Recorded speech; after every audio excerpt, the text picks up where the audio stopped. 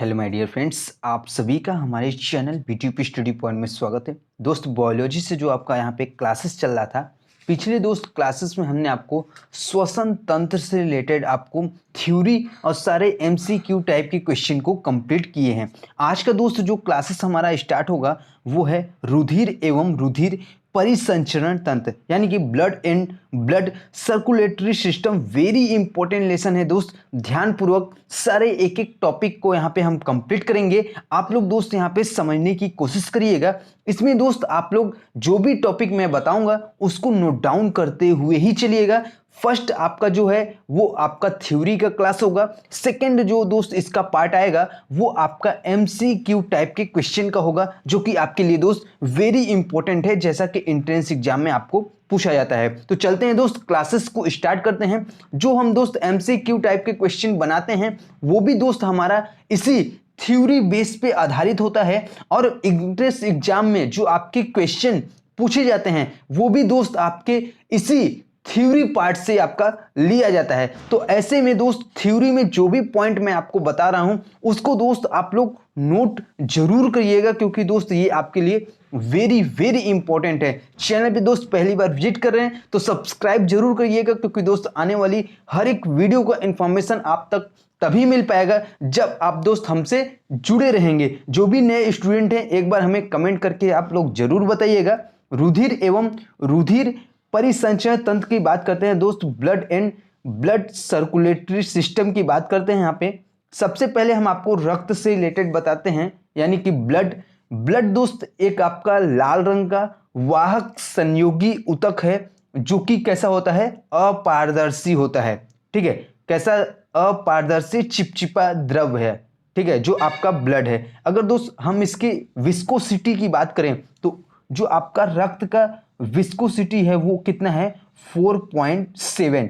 ठीक है, यानी कि रुधिर की श्यानता जो है वो कितना है, 4.7 होता है। मनुष्य का रुधिर जो होता है, रक्त होता है, वो जल से हमारे 5 गुना अधिक चिपचिपा होता है। ठीक है, जल से कितना, 5 गुना अधिक चिपचिपा होता है। अगर हम इसकी प्रकृति की बात करें दोस्तों, ये आपका हल्का क्षारीय प्रकृति का होता है, जिसका पीएच वैल्यू कितना होता है, 7.36 से 7.54 तक होता है। इसको नोट कर लीजिए दोस्त, वेरी इंपॉर्टेंट है जो आपकी पीएच वैल्यू है। ठीक है, पीएच वैल्यू कितना है यहाँ पे, 7.36 से 7.54। अगर हम दोस्त यहाँ पे औसत देखा जाए इसका, तो इसका जो औसत होता है पीएच वैल्यू कितना होता है, 7.4। ठीक है, अगर दोस्त यहाँ पे हम जैसे ही 7 से ऊपर जाएंगे तो ये कैसा होगा हमारा, ये क्षारीय। ठीक है, 7 से ऊपर जाएगा कैसा होगा दोस्त, ये आपका पीएच वैल्यू क्षारीय प्रकृति होता है। और 7 के अंदर है या 7 है तो कैसा होता है, ये आपका अम्लीय। अगर 7 से कम है तो क्या होगा, अम्लीय होगा। अगर 7 होगा तो क्या होगा दोस्त, वो आपका उदासीन होगा। ठीक है, तो ये ऐसे दोस्त आप पीएच वैल्यू यहाँ पे देखते हैं, जिसका जो ब्लड है इसका पीएच वैल्यू कितना होता है, औसत की बात करें तो 7.4 होता है। ठीक है, रुधिर संपूर्ण शरीर का लगभग 6 से 10% आपका बनाता है। एक वयस्क मनुष्य में लगभग आपका 5.8 लीटर, कितना दोस्त, 5.8 लीटर एक औसत। अगर बात करें औसतन मनुष्य की बात करें, वयस्क मनुष्य की, तो उसमें आपका 5.8 लीटर रुधिर पाया जाता है। ठीक है, ऊंचे स्थानों पर रहने वाले लोगों में नीचे स्थानों पर रहने वाले लोगों की तुलना में जो रक्त पाया जाता है वो अधिक पाया जाता है। यह अतिरिक्त रुधिर जो होता है वो शरीर की कोशिकाओं को अधिक ऑक्सीजन पहुंचाता है। ठीक है, तो ये चीजें आपको समझ में आ गई। ये आपका रक्त से रिलेटेड था, जो आपके लिए वेरी इंपॉर्टेंट था। अब हम बात कर लेते हैं यहाँ पे संगठन की इसके। ठीक है, तो जो हमारा रक्त होता है इसके 2 टाइप के बने होते हैं, यानी कि 2 भागों से आपका बना होता है। पहला होता है प्लाज्मा, दूसरा होता है आपका रुधिर कणिकाएं, या जिसे हम ब्लड सेल बोलते हैं, रुधिर कोशिकाएं बोलते हैं। प्लाज्मा की दोस्त बात कर लेते हैं। यहाँ पे सबसे पहला इंपॉर्टेंट पॉइंट है यहाँ पे प्लाज्मा, ध्यानपूर्वक समझिएगा। प्लाज्मा पीले रंग का एक निर्जीव द्रव्य होता है। ये आपका हल्का क्षारीय प्रकृति का एवं चिपचिपा होता है। ठीक है, यह आपका ब्लड के संपूर्ण आयतन का 55 से 60% होता है प्लाज्मा। ठीक है। प्लाज्मा में 90 से 92% क्या होता है, जल होता है। 1 से 2% आपका अकार्बनिक लवण होता है। 6 से 7% आपका क्या होता है, प्लाज्मा प्रोटीन होता है। और 1 से 2% क्या होता है आपका अकार्बनिक यौगिक पाए जाते हैं। बात कर लेते हैं दोस्त हम इसके फंक्शन की, प्लाज्मा के फंक्शन यानी कार्य की बात कर लेते हैं। तो वेरी इंपॉर्टेंट है, ध्यानपूर्वक समझिएगा। इसका कार्य जो होता है वो सरल भोज्य पदार्थों को आंत एवं यकृत से शरीर के अन्य भागों में परिवहन करना इसका मुख्य कार्य है प्लाज्मा का। ठीक है। यह उपापचयी वर्ज्य पदार्थों जैसे बात करें यूरिया, यूरिक अम्ल आदि ऊतकों में वृक्क तथा उत्सर्जन हेतु क्या करता है, ये परिवहन का कार्य करता है। यह अंतःस्रावी ग्रंथि से लक्ष्य अंगों तक हार्मोनों का परिवहन करता है। ठीक है। यह आपका रुधिर का पीएच स्थिर रखने में भी सहायक होता है। ठीक है। प्लाज्मा में उपस्थित रुधिर जो रक्त होता है वो प्रोटीन एवं फाइब्रिनोजन जख्म अथवा क्षति पहुंचने पर रुधिर का थक्का जमने से आपका क्या होता है, सहायक होता है। ये आपका प्लाज्मा बहुत सारे जगह दोस्त आपका प्लाज्मा ये बहुत सारी चीज़ों में आपका कंट्रोल करता है। तो ये इंपॉर्टेंट पॉइंट है, इसको दोस्त आप लोग एक बार समझने की कोशिश यहाँ पे जरूर करिएगा। सेकेंड पॉइंट की बात करते हैं हम यहाँ पे रुधिर कणिकाएं या रुधिर कोशिकाएं। ठीक है। ब्लड सेल की बात कर लेते हैं दोस्त। रुधिर कणिकाओं का प्रतिशत हीमेटोक्रिट मूल्य अथवा पैक्ड सेल वॉल्यूम कहलाता है। मनुष्य में सामान्यतः हीमेटोक्रिट मूल्य अथवा पैक्ड सेल वॉल्यूम का 40 से 50% आपका होता है। ये आपका 3 प्रकार का होता है। पहला होता है दोस्त आरबीसी, दूसरा होता है डब्ल्यूबीसी और तीसरा होता है आपका रुधिर प्लेटलेट्स। ठीक है। तो पहला आपका क्या होता है यहाँ पे दोस्त, पहला होता है लाल रुधिर कणिकाएं। ठीक है, रेड ब्लड सेल। ठीक है। दूसरा होता है सफेद रुधिर कणिकाएं यानी कि व्हाइट ब्लड सेल। ठीक है। तीसरा होता है रुधिर प्लेटलेट्स। ठीक है। ये आपके कितने 3 टाइप के होते हैं। अब हम दोस्त बात कर लेते हैं यहाँ पे आरबीसी की यानी कि लाल रुधिर कणिकाओं के बारे में आपको डिटेल्स से बताएंगे। इसमें आप लोग ध्यानपूर्वक समझिएगा, इससे भी दोस्त बहुत बार एंट्रेंस एग्जाम में क्वेश्चन बनते हैं। और जैसे ही दोस्त हम आपको एमसीक्यू टाइप के क्वेश्चन कराएंगे तो वहां पे दोस्त आपको देखने को मिलेगा सारे क्वेश्चन आपको इन्हीं सभी पॉइंटों में से ही मिलेंगे। तो इसलिए इसको ध्यानपूर्वक आप लोग समझने की और नोट डाउन करने की दोस्त यहाँ पे कोशिश करिएगा। बात करते हैं दोस्त यहाँ पे आरबीसी की यानी कि रेड ब्लड सेल की बात करते हैं। ये स्तनधारियों के अलावा सभी कशेरुकियों में अंडाकार द्विउत्तल एवं कैसा होता है, केंद्रकीय होता है। स्तनियों में ऊंट एवं लामा को छोड़कर सभी की आरबीसी गोलाकार द्विअवतल अथवा और केंद्रक विहीन होती है। ठीक है। बात करते हैं दोस्त आरबीसी की संख्या जो होती है वो डब्ल्यूबीसी से कैसा अधिक होता है। महिलाओं में बात करें दोस्त तो महिलाओं में आरबीसी की संख्या पुरुषों से कुछ कम होती है। आरबीसी की संख्या का निर्धारण हम किससे करते हैं, वो हम हीमोसाइटोमीटर द्वारा किया जाता है। आरबीसी की संख्या का निर्धारण हेमरेज एवं हीमोलाइसिस से आरबीसी की संख्या कैसा होता है, घट जाता है, जिससे हम क्या कहते हैं, रक्ताल्पता कहते हैं। क्या कहते हैं दोस्त, रक्ताल्पता कहते हैं। आरबीसी की संख्या में सामान्यतः स्तर से अधिक वृद्धि पॉलीसाइथीमिया कहलाती है। ठीक है। तो ये इंपॉर्टेंट पॉइंट है, इसको दोस्त आप लोग नोट करते रहें और यहाँ पे समझते रहें। ठीक है। आरबीसी का परिपक्वन फॉलिक अम्ल एवं विटामिन B1 द्वारा नियंत्रित होता है। ठीक है। वेरी इंपॉर्टेंट है, एक पॉइंट और नोट कर लीजिएगा यहाँ पे, आरबीसी की अतिरिक्त मात्रा प्लीहा में संग्रहित होती है जो कि रुधिर बैंक की भांति कार्य करती है। ठीक है। जो भी अधिक मात्रा होगा वो कहाँ होगा, वो आपका प्लीहा में क्या होता है, स्टोर हो जाएगा, जो कि हमारा रुधिर बैंक की भांति कार्य करता है। मनुष्य में जो हम आरबीसी की बात करें इसको भी नोट करिएगा, जो औसत जीवन काल होता है कितने दिन का होता है? 120 दिन का होता है। वेरी इंपॉर्टेंट है, ध्यानपूर्वक आप लोग समझिए और इसे नोट करिए। मनुष्य की आरबीसी का जो औसत जीवन काल होता है वो कितने दिन का होता है? 120 दिन का होता है। अगर हम बात करें मेढक और खरगोश की, तो मेढक और खरगोश की आरबीसी का जीवन काल जो होता है वो कितने दिन का होता है? 100 दिन एवं 50 से 70 दिन का होता है। ठीक है, मेढक का आपका 100 दिन का होता है, खरगोश की बात करें तो 50 से 70 दिन के बीच में आपका आरबीसी का जीवन काल होता है। ठीक है, रेड ब्लड सेल का। आशा करते हैं दोस्त ये चीजें आपको समझ में आ गई हैं, नोट भी इसे आप लोग कर ली हैं। नेक्स्ट हमारा जो टॉपिक है वो है हीमोग्लोबिन। ठीक है, हीमोग्लोबिन वेरी इंपॉर्टेंट है। यहाँ पे आप देख सकते हैं दोस्त, हीमो का मतलब है आयरन कॉन्टेनिंग पिगमेंट और ग्लोबिन का मतलब है प्रोटीन। तो हिम के कारण रुधिर का रक्त कैसा होता है? यहाँ पे लाल रंग का होता है। एक आरबीसी में लगभग 280 हीमोग्लोबिन अणु पाए जाते हैं। ठीक है, एक आरबीसी में कितना दोस्त? लगभग 280 हीमोग्लोबिन अणु पाए जाते हैं। वेरी इंपॉर्टेंट है, नोट कर लीजिए। वयस्क महिला में हीमोग्लोबिन 13.5 से 14.5 तथा वयस्क पुरुष की बात करें दोस्त तो 14.5 से 15.5 होता है। हीमोग्लोबिन की मात्रा जन्म के समय बच्चे में सबसे अधिक होती है, जो कि 23 ग्राम प्रति 100 ml रुधिर है। ठीक है, ये चीजें दोस्त आप लोग समझ गए हीमोग्लोबिन।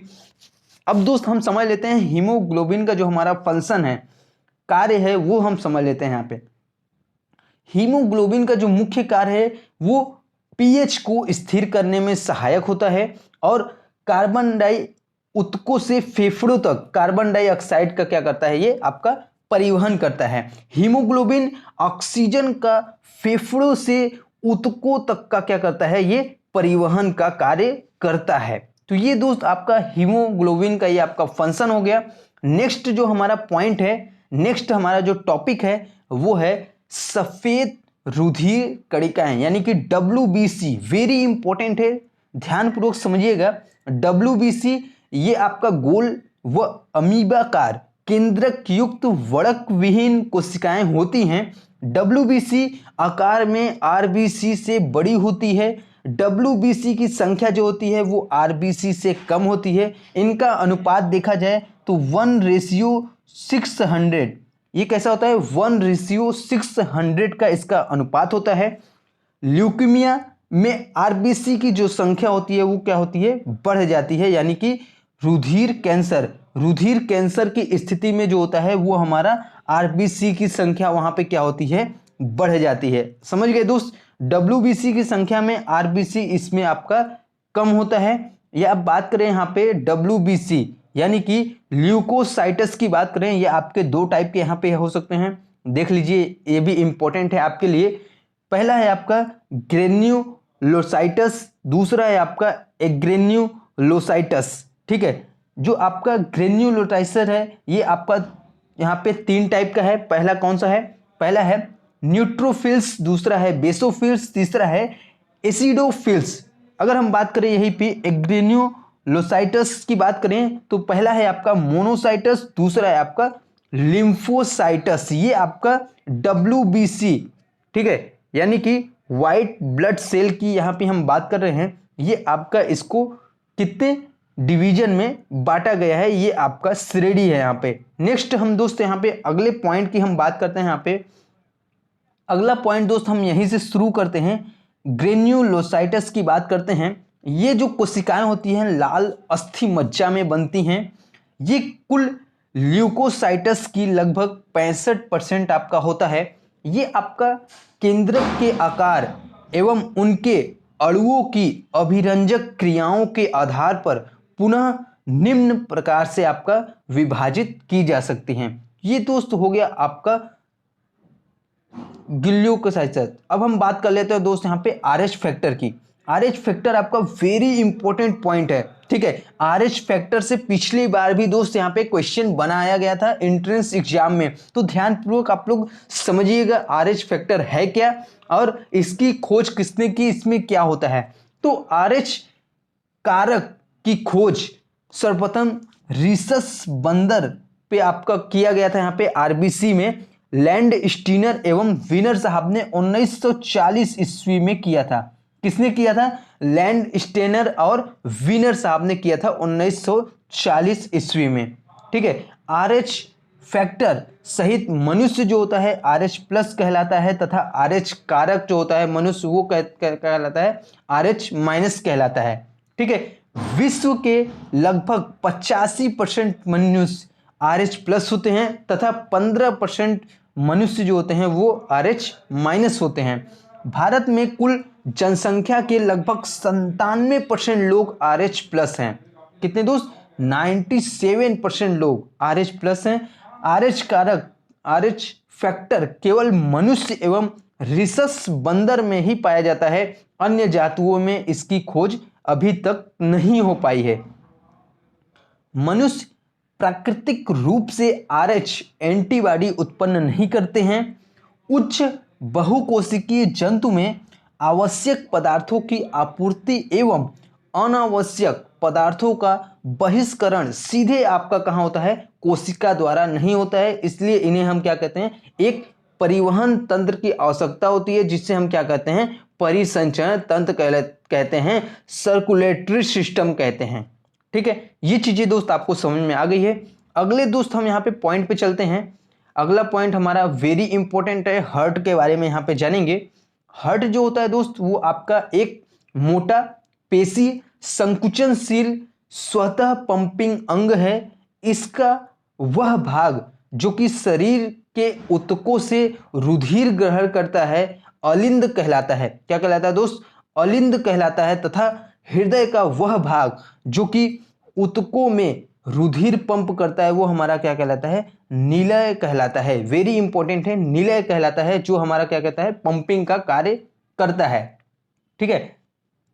मछलियों में केवल द्विकोष्ठकीय हृदय पाया जाता है, जिसमें एक अलिंद होता है और एक निलय होता है, ठीक है। उभयचर की बात करें तो उभयचर में 3 कोष्ठकीय हृदय होता है। सरीसृप की बात करें दोस्त, यहाँ पे सरीसृप की हृदय संरचना में 3 कोष्ठकीय तथा कार्य में 4 कोष्ठकीय होता है, ठीक है। पक्षियों की बात करें, पक्षियों और स्तनियों में हृदय 4 कोष्ठकीय होता है, जिसमें 2 अलिंद होते हैं और 2 निलय होते हैं, ठीक है। अगले दोस्त हम यहाँ पे पॉइंट की बात करते हैं। अगला पॉइंट है ह्यूमन हार्ट की बात करते हैं। वेरी इंपॉर्टेंट पॉइंट है। पुरुषों में हृदय का औसत जो वजन होता है वो कितना होता है? 280 से 340 ग्राम होता है। अगर यही हम महिलाओं की बात करें तो महिलाओं का कम होता है, ये आपका 230 से 280 ग्राम होता है, ठीक है, हृदय का औसत वेट। वेरी इंपॉर्टेंट है, ध्यानपूर्वक इसको भी आप लोग नोट करते रहिए। नवजात शिशु के हृदय का वजन लगभग कितना होता है? 20 ग्राम होता है, ओनली 20 ग्राम, ठीक है। हृदय वक्ष गुहा में दोनों फेफड़ों के मध्य में स्थित होता है। हृदय के चारों ओर द्विकला युक्त कोष पाया जाता है। यह कला आपका क्या कहलाता है? पेरिकार्डियम कहलाता है, ठीक है। दोनों कलाओं के मध्य आपका पेरिकार्डियल द्रव्य से भरी गुहा पाई जाती है। पेरिकार्डियल द्रव्य हृदय की धक्कों से क्या करता है? और आपका सुरक्षा करता है, ठीक है। अगले दोस्त यहाँ पे पॉइंट पे चलते हैं। अगला हमारा पॉइंट है ब्लड प्रेशर। ध्यानपूर्वक समझिएगा। रुधिर द्वारा हृदय की बार बार पंपिंग के कारण रुधिर नलिकाओं की दीवार पर पड़ने वाला दाब वो हमारा क्या कहलाता है? रुधिर दाब कहलाता है, ब्लड प्रेशर कहलाता है। फिर से आप लोग समझ लीजिए, रुधिर द्वारा हृदय की क्या करता है? बार बार पंपिंग के कारण यहाँ पे रुधिर नलिकाओं की दीवारों पर पड़ने वाला जो प्रेशर होता है वही हमारा क्या कहलाता है? ब्लड प्रेशर कहलाता है। ब्लड प्रेशर को हमारे शरीर के कुछ स्थानों पर महसूस किया जा सकता है, जैसे हाथ की कलाई पे, वहां पे दोस्त हम यहाँ पे महसूस कर सकते हैं। उत्तेजित अवस्था में हृदय स्पंदन की दर क्या होती है, वो आपकी बढ़ जाती है। सामान्यतः मनुष्य का जो रुधिर यानी कि ब्लड प्रेशर होता है कितना होता है, 120/80 mmHg होता है। कितना mmHg होता है, 120 और 80 mmHg में होता है, जो सामान्यतः मनुष्य का ब्लड प्रेशर होता है। बात कर लेते हैं दोस्त नेक्स्ट पॉइंट की। नेक्स्ट हमारा पॉइंट है आयु जो होती है वो हृदय की रुधिर पंप करने की क्षमता, कुल परिधि, प्रतिरोध आदि रुधिर दाब को प्रभावित करने वाले ये आपके कारक हैं। ठीक है, इसमें और भी इंपॉर्टेंट पॉइंट है, लगातार निम्न रुधिर दाब यानी कि 150 mg/Hg से हाइपोटेंशन हो जाती है। कौन सा रोग, हाइपोटेंशन हो जाता है अगर आपका लगातार ही आपका जो आपका ब्लड प्रेशर है वो न्यूनतम रहा तो।